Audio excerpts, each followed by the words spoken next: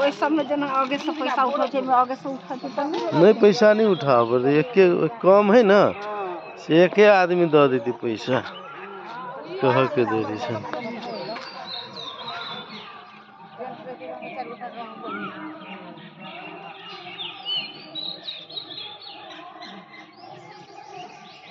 चैती छठ के चैती छठ के विशेषता कथी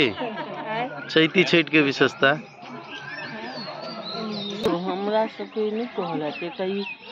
बात कहल जाय छै कनी चैती छठ किला करै छी अपना सब के जे एगो आरो छठ होय ई चैती छठ किला दुनु छठ एके चिला होय छै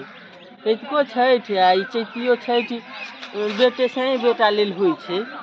मानता रहे छै ककरो अपन नौकरी चाकरी लेल ककरो निकाया समांग लेल एहि सब लेल लोग करिया छठ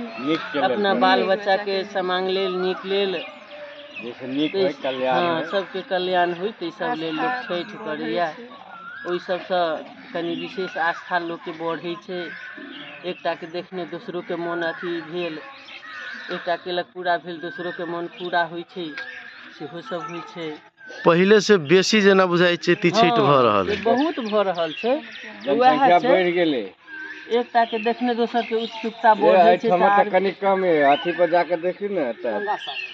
ने गंगा सागर पर तो पूरा रहे छै कनी मनी चले आ त बहुत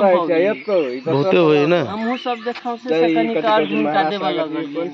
एना मानता त नहीं छला लेकिन ओहिना देखाउ से दशरथ वर्गेटा के देबा लगल ओय में जाके ई जना अपन सब के बड़का छठ होय तेना इहो पूर्वज से ई होय रहल है हां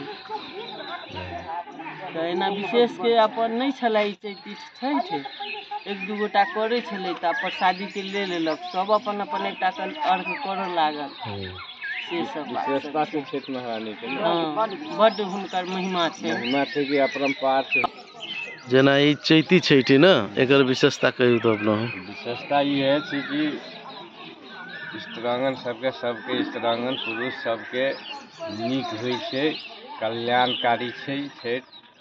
और भव्य विस्तार से भ रहल छै दिन प्रतिदिन बढ़िए रहल छै एकर बाद